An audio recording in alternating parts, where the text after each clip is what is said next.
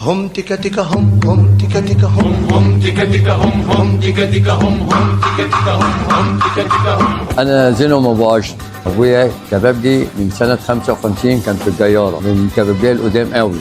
شغلي كباب، بس كباب وكفتة والنيفة والطرب والسجق والكبد والكلاوي والحاجات دي من نفس الخروف الضاني اللي هو اللحم البلدي الصعيدي. ما بعملش طبعا أي حاجة تاني غير المخصص لكبابجي بس، وزبوني طبعا عارفني من زمان. اكتر حاجه حبيتها عند ابو اشرف انه لسه على وضعه زي ما كان، بنفس صنعه وطعم المشويات بتاع زمان، ومش بيشتغل غير في اللحمه الضاني وبس، وكله متبل بميه بصل وملح عشان يحسسك بطعم حته اللحمه وانت بتاكلها. وبامانه الله اللحمه طعمها عند ابو اشرف غير اي حد تاني، ده غير انه بيعمل رغيف حواوشي حامي ومقرمش ما تقولش لعدوينك عليه. ومكانه في طريق الفسطاط قدام متحف الحضاره بالظبط. جربوه بجد هتتبسطوا قوي من الاكل والمكان. اهم حاجه بس ما تنسوش اللايك والشير عشان لسه في حاجات حلوه تانية جايه كتير.